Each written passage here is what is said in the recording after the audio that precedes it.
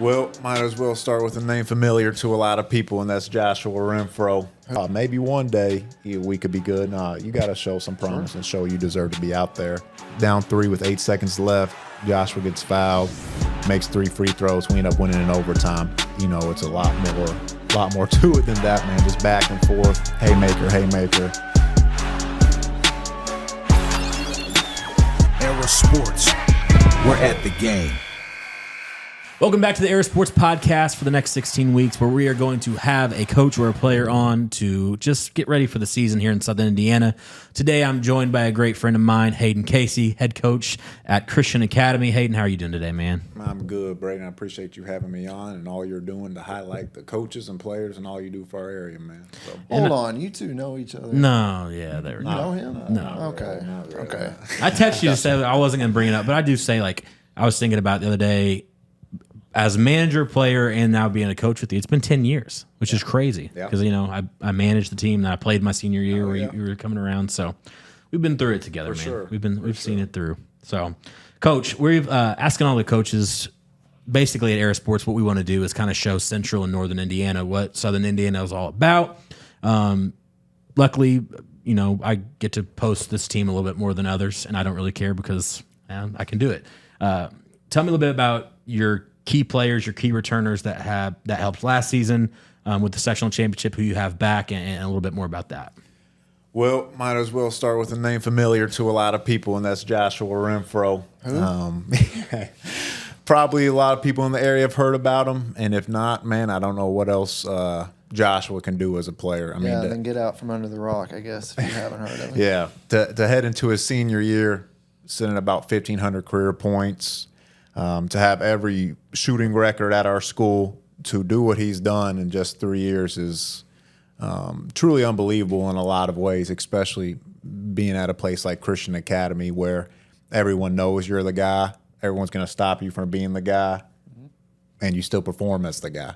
I mean, for him to do it night in and night out, like I said, 1,500 career points going into his senior year, but not only that, the way he's developed as a passer.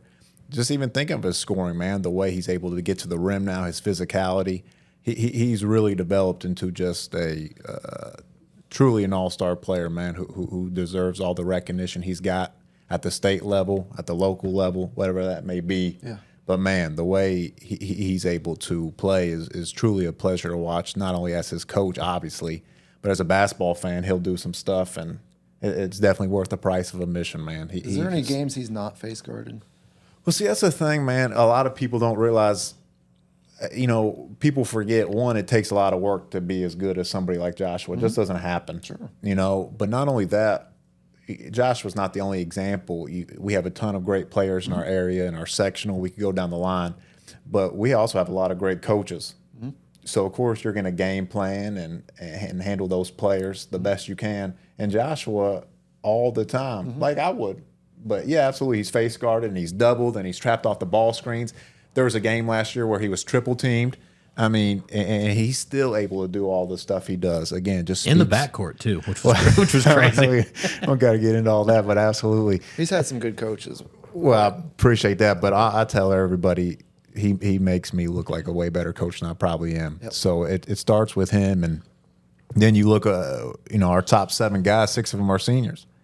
So then it's got to go to our other guys like senior David Cook, about 6'3", 6'4". I'm telling you right now, Coach, I know you're – when's the last time you've seen him? We had our youth camp the other day, and I swear the other week, excuse me. He is 6'5" or 6. He is not 6'3" anymore. He keeps growing. He keeps growing. He just went to Florida with the boys, and I got a picture of him. And I would have said he was 6'6" by the picture. He's huge. Maybe by the season he'll be 6'7". That's there what we we go. can hope. Right? That's Keep what we growing. need. Bisectional time, 7 foot. Well. But man, the way I've told the story 1,000 times. I'm going to tell it again because I love it. But freshman year, it was also Joshua's freshman year. We played for a sectional championship that year against Borden. We had a senior at the time who tore his ACL the night before in a semifinal game against South Central. David Cook, the next night, starts at Borden versus Borden for a sectional championship as a freshman and plays a really, really, really good game. And from then on out, the way he's gotten better every year, his sophomore year, the way he's developed as a scorer, junior year, the way he develops as a leader.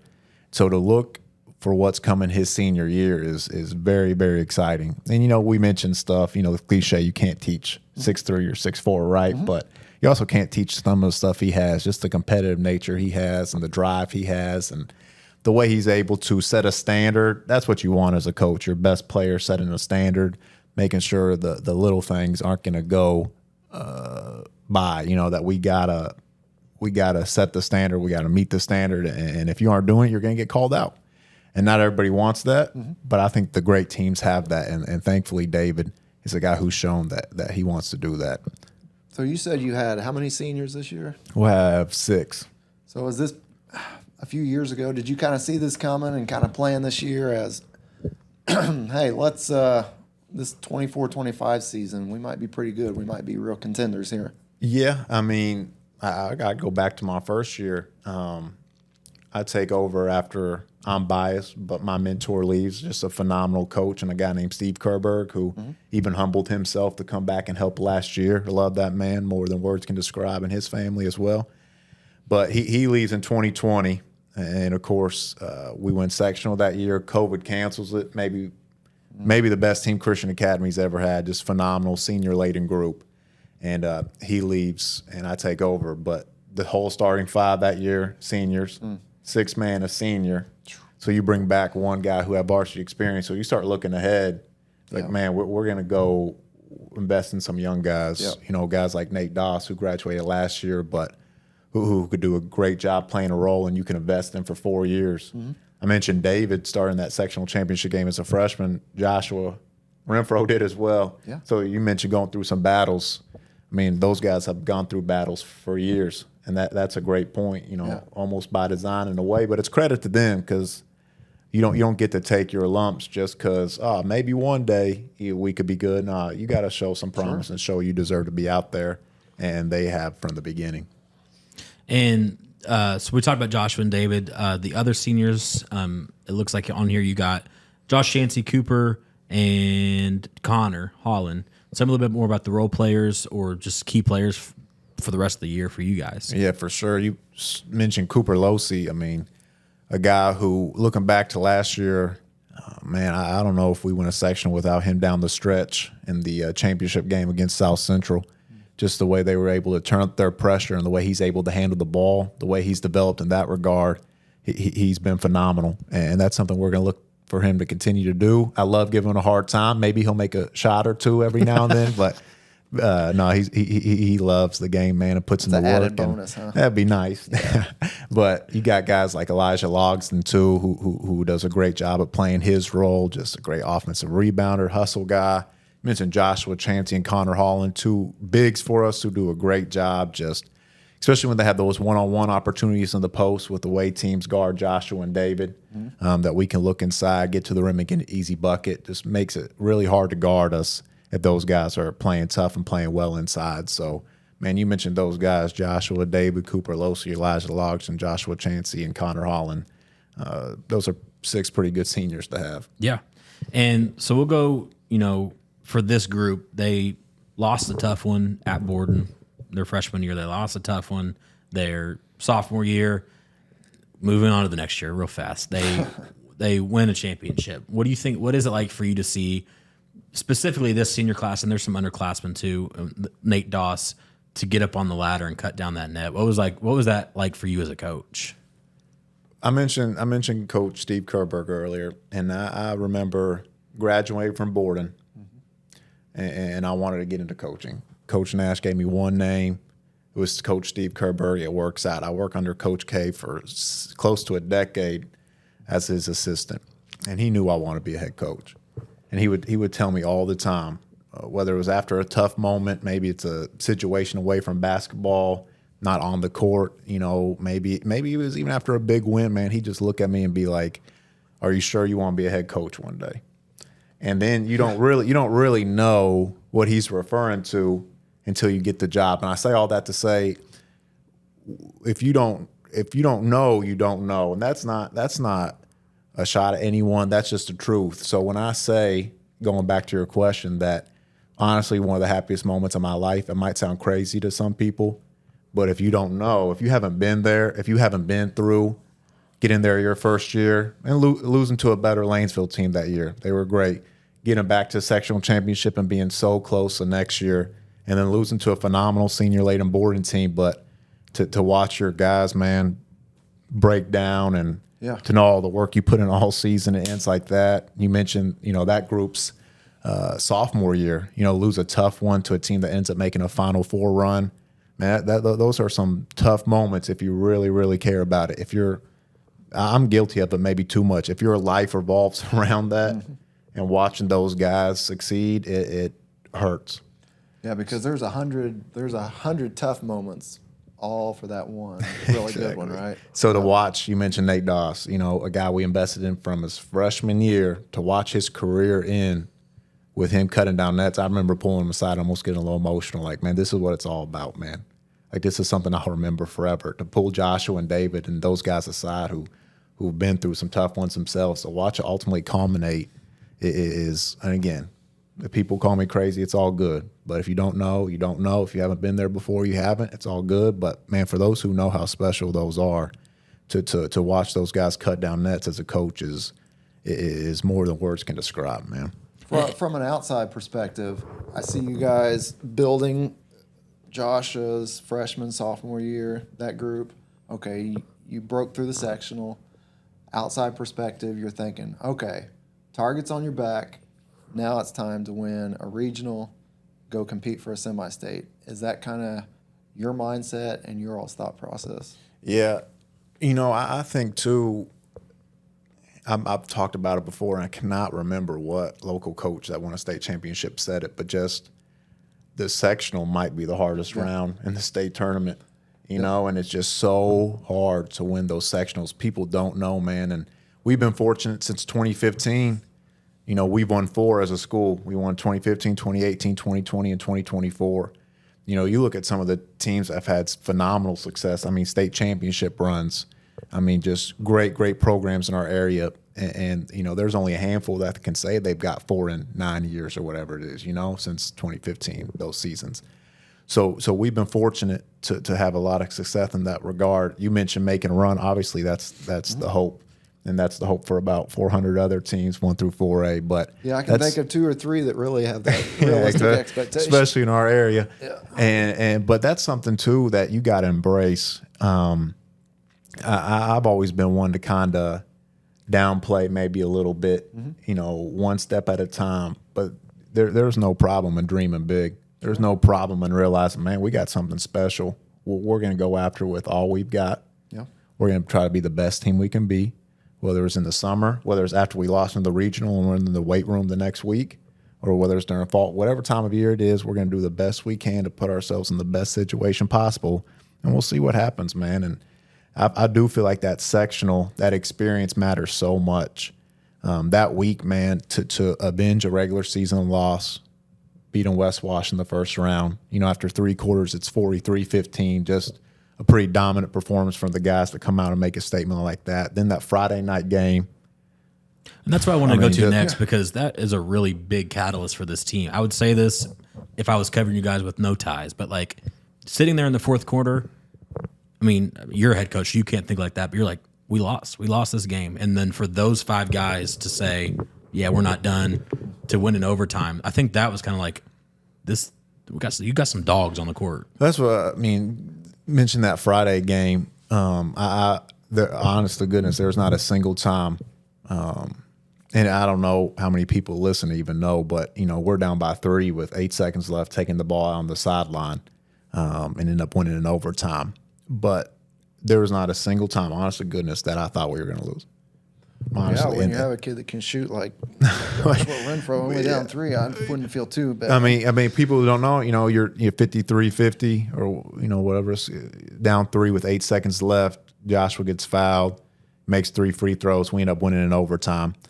But man, for those who were there at the game or watched it, it's a lot more to it than that, man. Just back and forth, haymaker.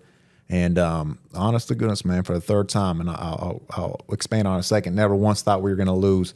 And I think it's the maturity and experience, to be honest. I remember my 2nd year as a head coach, just being honest, sectional championship at Borden, mentioned Joshua and David's freshman year. Brady Dunn, great player, 1,000-point scorer for Christian Academy. Got to coach him his last 2 years. He gets an and one, makes it 48-43 with about 4.5 minutes left. And I vividly remember thinking, man, We might do this. we're going to win. Yeah. And, of course, you want to think like that, but you start taking yourself out the game. Yeah. And that's something I had to learn the hard way when we end up losing by 2. And I go back to Jinxed it, Coach. I go back to 2017, Christian Academy. We're at New Wash for the sectional. The sectionals have been realigned. We're up 3 with 10 seconds left. We're up 3 with 10 seconds left. I'm an assistant at the time. That's when New Wash made the run. Yep. So New Wash is at the line, end up making the first one, miss, get the offensive rebound, score. We end up losing in overtime. I mean, you're up in a sectional championship game 3 with 10 seconds left. Next thing you know, you're on the bus ride home. Your season's over. Yep. So, man, you start thinking those moments can crush you or they can teach. And thankfully, I feel like they've taught me and, like you alluded to, those guys something over the years. Like, man, you play till the end. You never know. And you mentioned the dogs. I think they do have some dog mentality in them, man. And whether it's a guy like David who outwardly shows it or a guy like Joshua. I mean, Joshua, and again, I'll be the first to admit I'm biased. But some of the stuff he's got to deal with game in and game out. We mentioned earlier the way he's guarded, whether it's the tugging, whether it's the dirty shots, whether it's all the way he's guarded, all the things that could frustrate. It frustrates me as a coach, but frustrate a 16, 17-year-old kid for him to never let it show, for him to go out and score 43 points in a sectional semifinal game, just shows his mentality. Like those guys truly are, as cliche as it is with the mascot Warriors, man. And, man, it just pays off with that Saturday night championship against South Central, man. And Well, that's why I tell people that God gave him that gift, because if it was the other way around, I'd probably be in prison right now because I don't. He's a quiet kid, so that's why. But you talked about teachable moments. We are doing a little section where, like, a lot of that high school coaches do teach at the school. You're a little bit different. You don't teach the normal head coach classes. Tell me a little bit about your classroom experience and teaching at Christian Academy. I tried. I went into college and I told them I want to be a PE teacher. Yeah. Because growing up in boarding, Coach Nash, PE teacher, I thought that'd be the dream, be a PE teacher and then coach. And then my academic advisor told me they didn't offer PE. I'm like, dang, man. I'm like, give me history. I love history. Love history. Yeah. And they said, you can't get a job in history. So I'm like, man, I said, I guess I like reading. I like reading sometimes. So I got English. So, I teach English at Christian Academy. I teach AP Literature for the seniors there, and I teach junior English and have the yearbook as well. But yeah, man, teaching is something I actually really enjoy because I think coaching helps with that. You'll hear teachers complain about kids, and I don't think a lot of the times, even in coaching, kids are the problem. I don't think kids are the problem. If you can handle your kids, if you can make sure, we talked about standards earlier, this is the way things are going to go. Yeah. If you go venture outside that, there's a thing called discipline. This is how we're going to do it and set a standard and hold them accountable. I think a lot of kids want that. I think a lot of kids want to better themselves. They just may not know it sometimes. But teaching something I really, really enjoy, and I think coaching definitely helps with. The kids love you at Kai too, just as a teacher. So it's good to be in that position. Another segment of the coaches show that we're doing is we've asked them about your staff, especially at that low, like the 1 and 2A, specifically 1A, maybe not as funded as the 4As. Your staff that's underneath you is probably the most underappreciated people. And we had Coach Scott Shane talk about Coach Matt Lynch telling about like the stuff these guys do. So tell me a little bit about your staff. Who do you have with you? You mentioned Steve Kerber coming back, but you have some previous players and then some new additions. Tell me a little bit about that. Yeah, so I'll start with somebody, we keep going back to years and years before, but somebody who's been with me from the beginning, one of my first calls, you mentioned former player, but Stephen Cook. So actually David's older brother is a 1,000-point scorer for us. We made it to the Elite Eight his senior year, but just a wonderful addition. Somebody who's a true competitor, who sets a tone.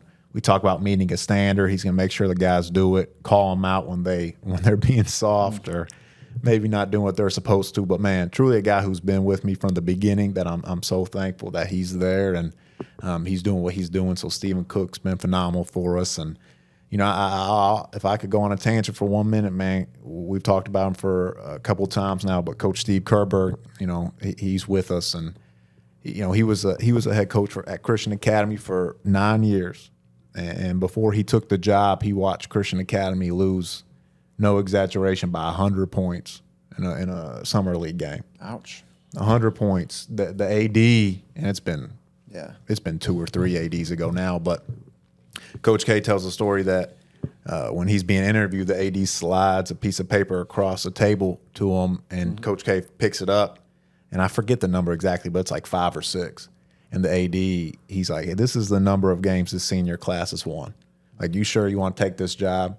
So through all that, man, Coach K takes that job, and 9 years later wins 137 games, 3 sectional championships, completely turns the culture around. If nothing else, man, by that time, Christian Academy, there's a new head coach every year for whatever reason. No stability, no winning culture, no culture whatsoever. Coach Kerber sets it straight, man. Goes back to his alma mater. He went to Graceland and creates a championship culture. And I say all that to say, you know, when I take over for him, I never even dreamed of coaching with him again, you know. But, man, he humbles himself last year. We tell our guys, you know, at Christian Academy, you know, we're going to lean on the scriptures, man. And you look in Philippians and how Jesus humbled himself to the point to death on a cross. Like, we're trying to instill a godly viewpoint in these young men, talking about humility and humbling yourself. And sometimes it's easier to talk about it and maybe not show that by example. But then you have a former head coach humbling himself enough to come back and just help for definitely not money. Because I'll tell you right now, I know a lot of coaches don't get paid. At Christian Academy, I think we're actually paying to coach. But that's another story. Assistants don't get paid the big bucks. No, over there, well, huh? the head coach doesn't either. Okay. He comes back truly a volunteer, not getting paid at all, and truly just wants to help out and help guys like we've talked about during this podcast, help the JV guys. He loves the game and loves the program, and I could go on forever about him, man, but I'm so thankful. And I'm going to make sure I tell him to listen to this so he knows I can get some points with him, There you right? go. I mean, Yeah. but man, you go down the line with our JV coach, Kyle Bostic. He's an Orleans guy. Heard he's not a great golf partner, though. That no comment. But he's just such a funny guy and a good guy to have around the guys, man. He's been fantastic. Knows the game. My first thought of him, man, we win that Friday night game in the sectional against Rock Creek, and we go back to my classroom and end up watching film till like 2 o'clock in the morning. He was one of the first guys there, man, saying, I'll be there, do whatever I can. We ended up spending the night at Coach K's house that night, though, and Coach K did say he found Kyle digging through the drawers at night, which I thought was weird. But man, you former players, man, guys helping out like TJ Proctor, who's just a stud for us, coming back in and helping during practice. Chris Boaz, you know, there's some guys who are able to come in and out and really help, man. So maybe adding a few more, who knows? But yeah, coaching staff, man, you can't do it without a good staff. You're only as good as your staff, and thankfully we have some really, really good ones. Well, we want to talk about your staff, and we talked about Coach Kerberg a lot, but there's one thing that you can't say about Christian Academy from the Kerberg era on is that they're not afraid to play any level of competition. I think about when Coach Kerberg was there, you played Jeff and Floyd Central almost back-to-back. You played Charlestown. You've taken losses. You've played Cal. So tell me a little bit about, okay, you've talked about the guys coming up. You got them as seniors. What does it look like for you guys scheduling this year now? And I think I want to point out one thing. One of the most strategic moves that I like to watch was you went to Lagodi. It's different. We lose there. And then you scheduled the first game of the year at Lagodi. I love it. Yeah, that was something I wanted to get us in. So our season will start with a one-day shootout at Lagodi.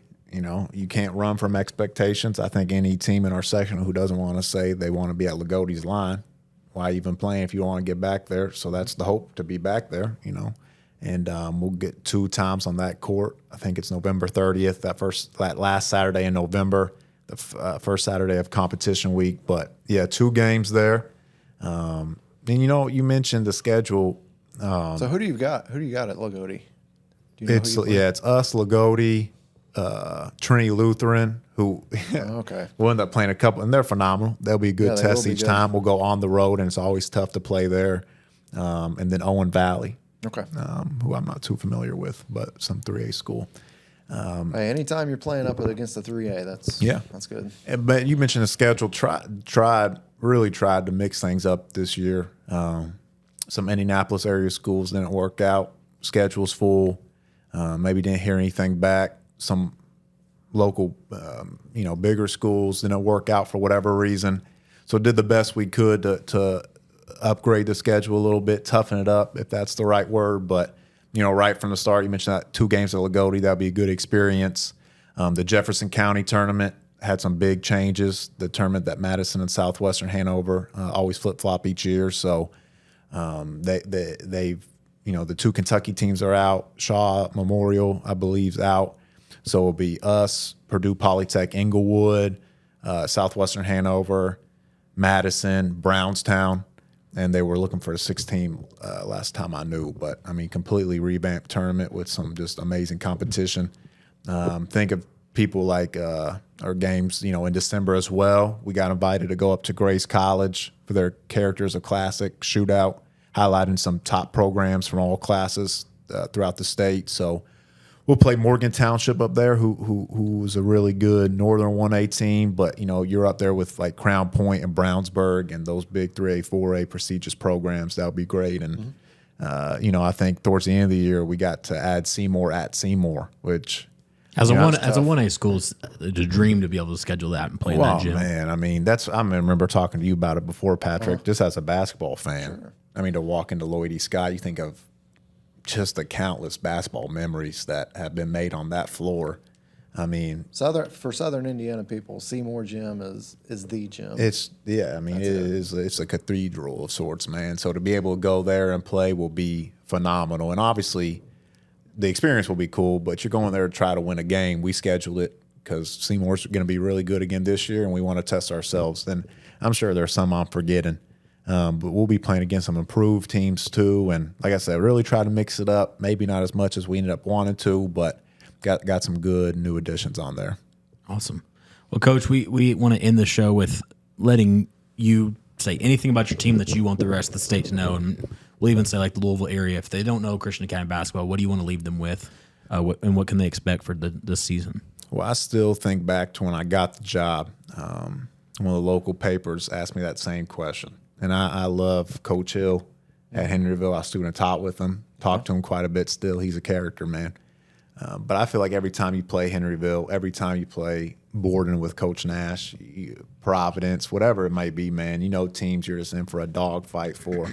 And that's one thing I want teams to play us. That's one of the first things on the scouting report. Like, man, this isn't the Christian Academy team that Coach Kerberg watch get beat by 100, man. It's not that culture. Hold on, people know you now. That's what I'm saying. That's good. That's what we like, man. That's your Christian Academy is circled on a lot of schedules. So that's something you got to embrace and welcome. But man, just the summer proof. Some of the games, whether it's playing Homestead up at St. Francis or playing Louisville Mail at New Albany or some of the games we were able to play, even the ones we didn't win.